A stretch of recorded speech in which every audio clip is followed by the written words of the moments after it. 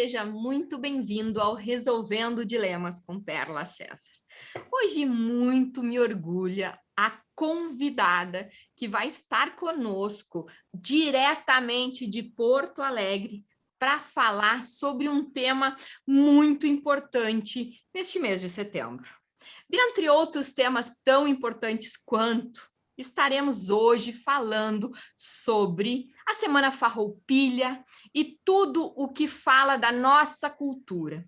Ela, para mim, é o exemplo do que representa os 200 anos de Anita Garibaldi, que é nosso ano marcado pelo nosso governador. Ela, para mim, é realmente um ícone. Não tem como falar dela e não falar da nossa cultura, e não falar da mulher guerreira, e não falar da mulher empoderada, com força, com garra, com alegria. Ela tem uma voz que encanta. Eu vou trazer agora para vocês Liliana Cardoso. Seja muito bem-vinda ao Resolvendo Dilemas. Para muitos és exemplo de força e superação. Nos serve de inspiração tuas lutas e tuas glórias. Marcou teu nome na história peleando por nossa gente. Foste na linha de frente em nome de uma paixão. E foi o teu coração que plantou esta semente. Semente de mulheres fortes, lutando guerras atuais, por direitos iguais, dignidade e respeito. Deus fez a mulher deste jeito. Sua inspiração mais bonita, seu legado nos habita, mostrando a mesma coragem. E te presto esta homenagem. Todos nós somos Anita. Gente, não tem uma vez que eu escute essa mulher declamando que eu não me arrepie toda. É incrível. Liliana, obrigada por essa apresentação incrível. Mas me conta, mulher, como é que tu virou declamadora? Ô de casa, Perla César, ô de casa, todos que te acompanham, né, neste programa, Resolvendo Dilemas. Olha que coisa linda, a vida é isso, né? É de desafio, é de dilemas que tem que serem resolvidos, né, com certeza. No Canal 14, na TV Cidade, né? Coisa boa prosear contigo.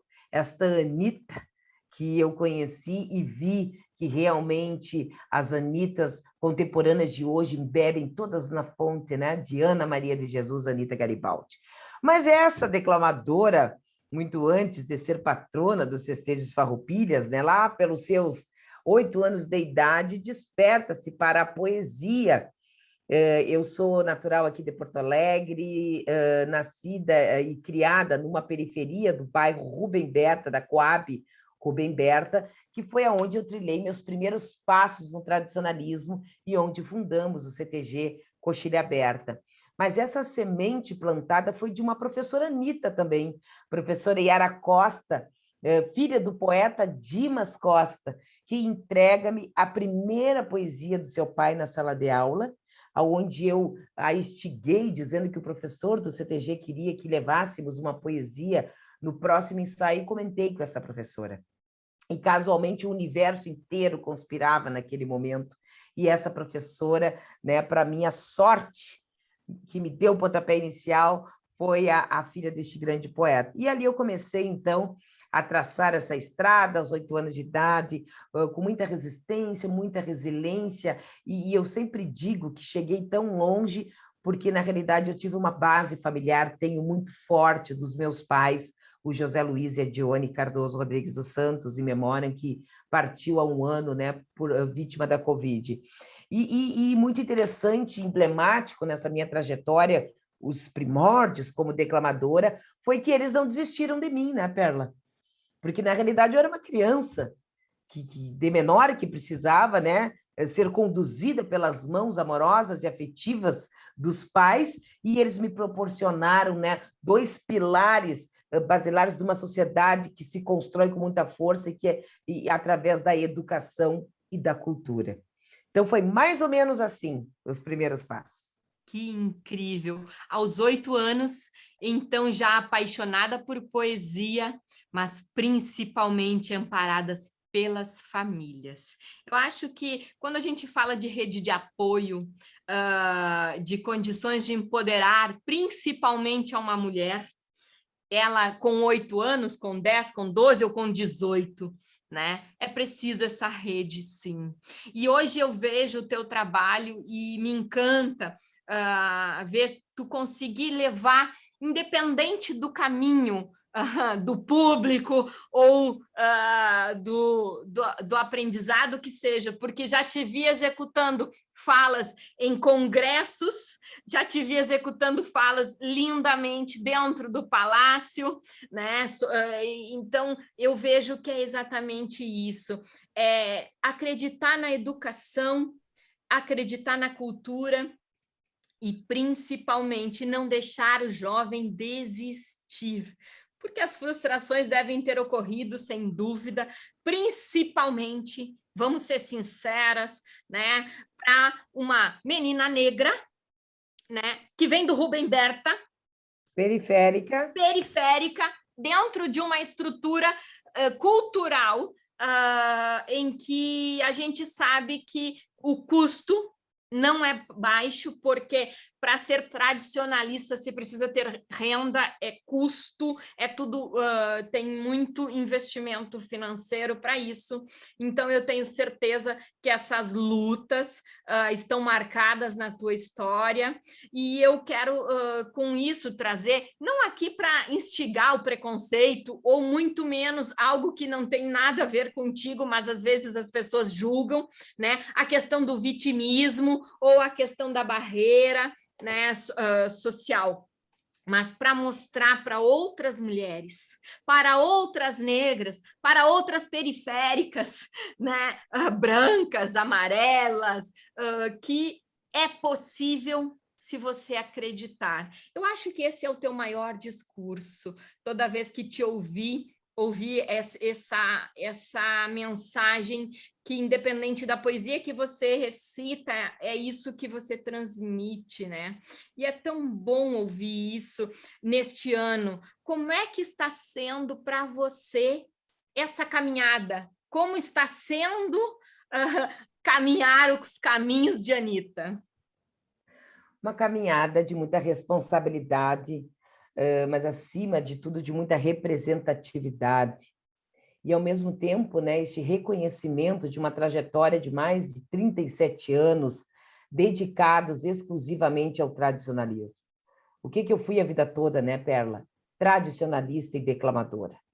Foi aonde eu pautei a minha trajetória, foi aonde, dentro de um galpão, de um centro de tradições gaúchas, eu encontrei a minha profissão como mestre de cerimônias, como apresentadora, né, comunicadora de grandes eventos, de grandes portes, mas foi dentro de um galpão aonde eu aprendi a falar em público, a me comportar. Então, sempre me pergunto se foi numa faculdade. Não, foi dentro de um CTG. E estar patrona dos festejos Farroupilhas, né, nesse ano, onde também se comemora e reevidencia essa mulher que está tão viva, né, entre nós, a temporal Anita Garibaldi, no seu bicentenário, é o mesmo que a gente fazer uma reparação da história, do protagonismo do papel da mulher, e muito, né, em voga também devolver para a comunidade do Rio Grande do Sul, devolver para a própria história da Revolução Farroupilha, que muito invisibiliza esta força, este empoderamento desta grande mulher que lutou à frente, né, de um esquadrão na Revolução Farroupilha, e juntamente com ela, com certeza, os lanceiros negros contemporâneos. Os lanceiros negros, esses homens que não têm nome na história, que não têm status em grandes praças, que não são reconhecidos como deveriam ser, que foram desarmados, que foram traídos, que foram dizimados. Então, a gente vê uma transformação do universo e na sociedade muito forte, né? Eu tenho este papel de patrona, mas eu tenho, ao mesmo tempo, um papel muito forte social, do meu lugar de fala, de trazer esses dois eixos, né, que me competem, que é da mulher e do negro. E isso está sendo muito forte, está sendo muito emocionante, porque tem o passado, Perla, bem rapidinho, para não ser um pouco, eu tomo conta dos assuntos. Tenho passado por muitas cidades do Rio Grande do Sul em acendimento de chamas, e estive recentemente no acendimento de chama na cidade de Sarandi, na localidade da Tiaçu, uma localidade estritamente de alemães. E ali foi muito forte, quando eu trago no meu discurso o empoderamento de Ana Maria de Jesus, Anitta Garibaldi, e ao mesmo tempo invoco esses lanceiros negros, e quando eu termino aquela comunidade alemã de pé, me aplaudindo e dizendo, você nos representa. Então, eu acho que isso é emblemático, fazer essa união de um movimento negro, da negritude, com o movimento tradicionalista gaúcho, e, ao mesmo tempo, a não segregação dessas raças, de etnias, de brancos, negros, italianos, alemães, portugueses, açorianos. Eu acho que o mundo está num processo evolutivo que ainda temos muitas conquistas, muitas lutas, que a gente sabe que nem tudo é mimimi, que não é vitimismo, e que realmente acontece, porque eu sou a prova viva disso, que passei por muita discriminação, consequentemente racismo também, mas eu sempre tive um sinuelo de ponta que era seguir para frente, porque eu tinha um propósito.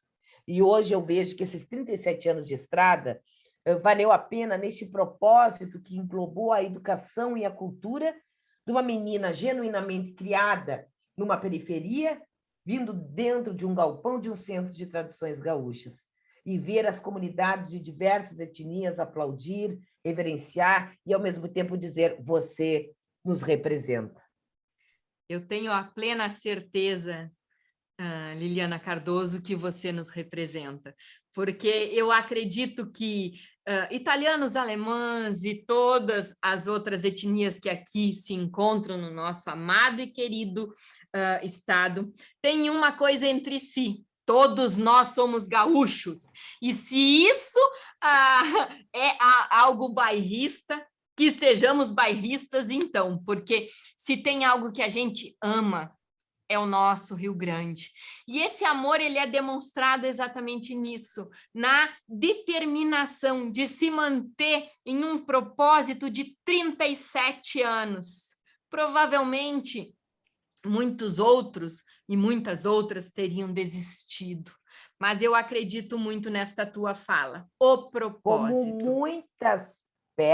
Como muitas contemporâneas na final da década de 85, que foi quando eu ingressei no tradicionalismo, nunca me esqueço, dia 5 de maio de 1985, no CTG Coxilha Aberta, muitas coleguinhas de escola do bairro, nós começamos juntas, e coleguinhas também, e muitos desistiram no meio do caminho.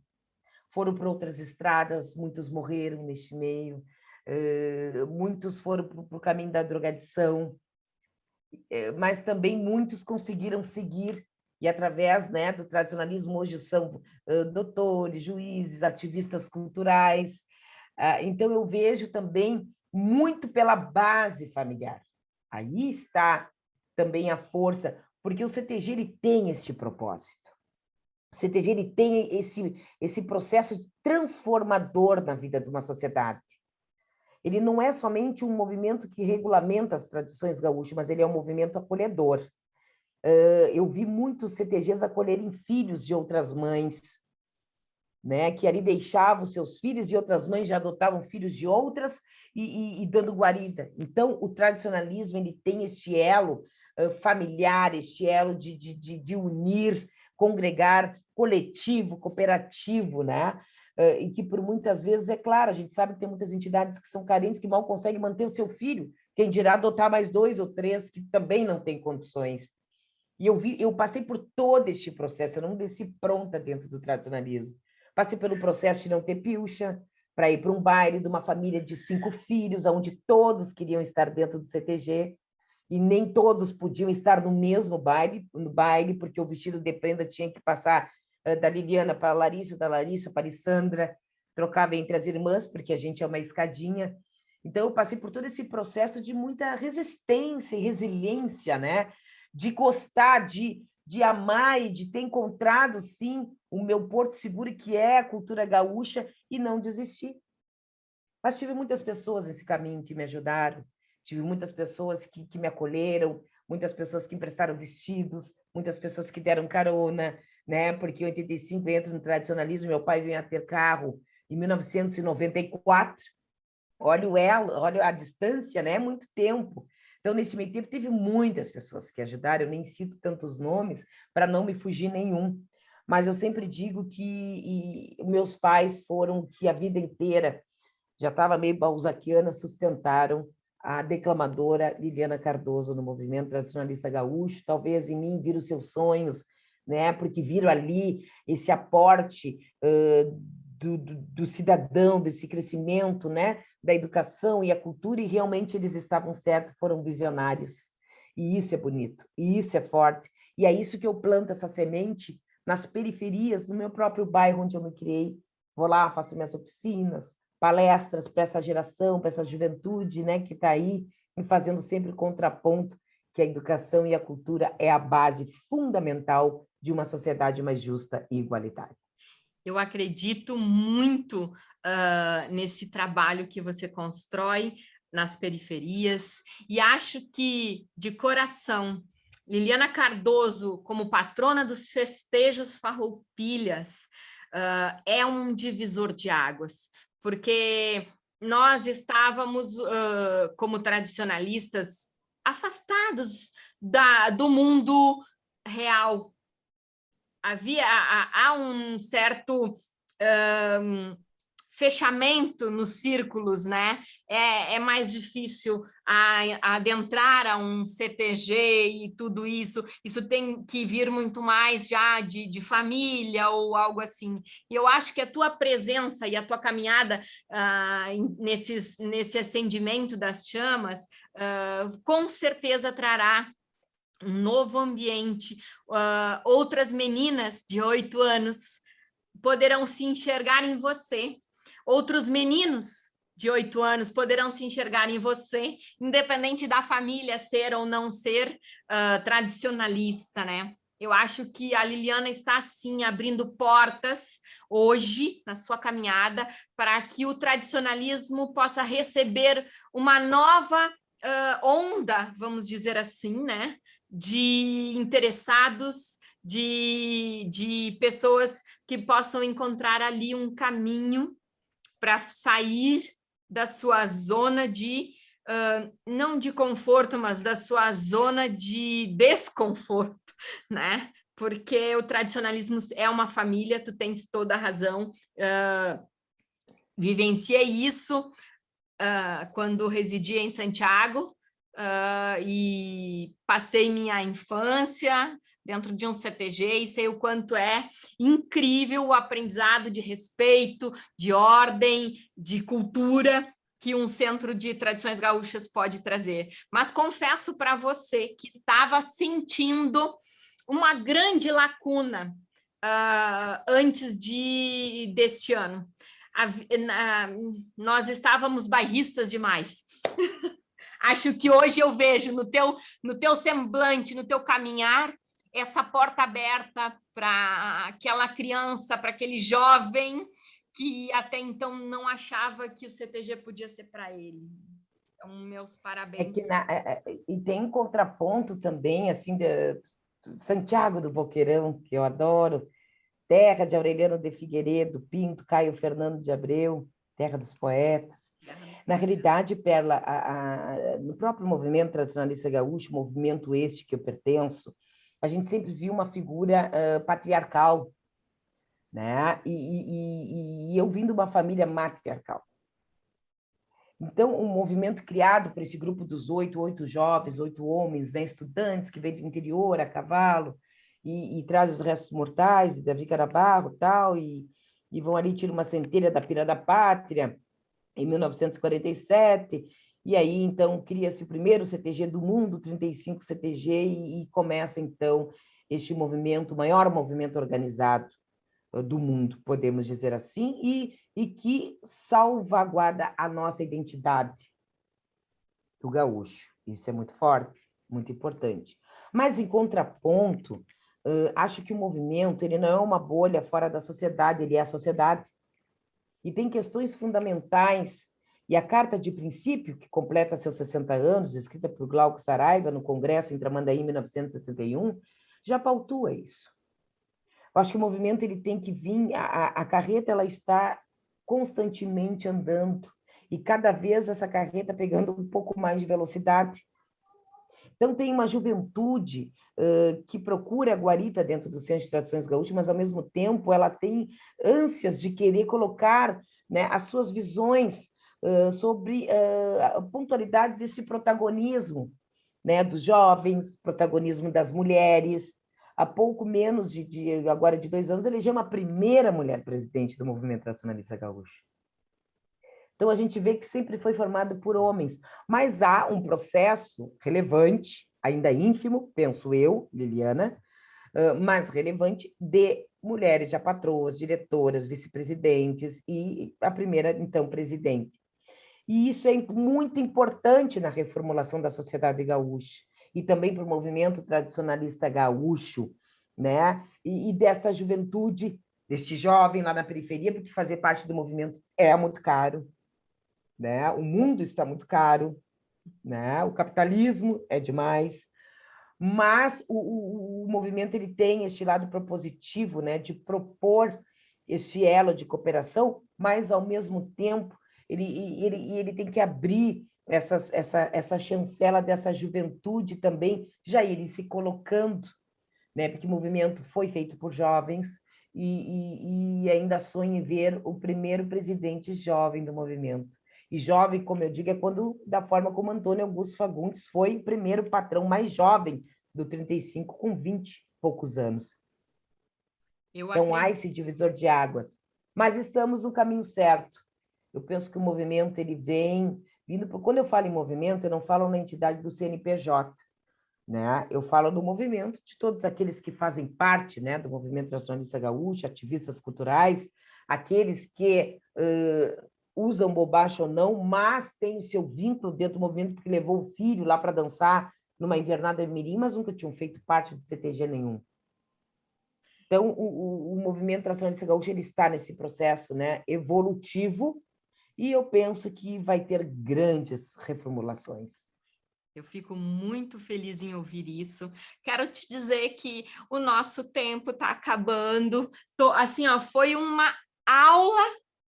Eu tinha certeza que ia ser maravilhoso, mas assim é imprescindível, e que muitos mais programas possam dar voz a essa incrível mulher. Liliana Cardoso, muito obrigada. Quero que você entregue as câmeras para você poder se despedir temporariamente, porque quero que você volte muitas vezes para falar dos caminhos e para falar de tudo isso. Obrigada de coração. Se quiser colocar um pouquinho da agenda aí para a gente, vai ser ótimo para a gente poder passar para o pessoal.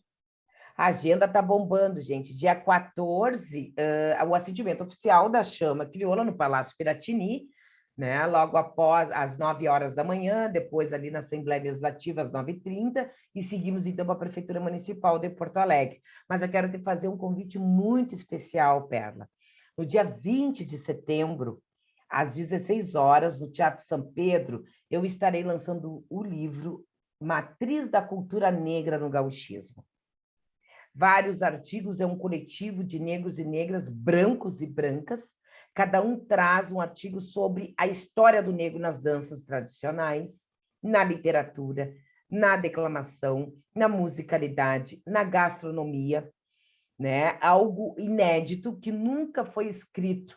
Falam de diversas influências, de diversas etnias, em diversos segmentos na cultura gaúcha, mas nunca pautado por bibliografia em livro escrito de pesquisa sobre o negro, porque o negro ele não aderiu ao gauchismo, o gauchismo é negro. Então, esse livro chega como um divisor de águas, estás convidada para vir ao lançamento, dia 20 de setembro, às 16 horas, no Teatro São Pedro, aqui na capital de todos os gaúchos. E a agenda da patroa tá assim, da patrona está assim, vou estar em Itaqui, né? Dia 14, acendimento, Canela, Arroio do Meio, estarei também em Caxias, por aí vai. Muita agenda, muitas lives também, né? O que eu não posso ir presencial, eu estou fazendo lives para a gente, então, fazer esse contraponto aí com quem queira nos ouvir. Obrigada de coração.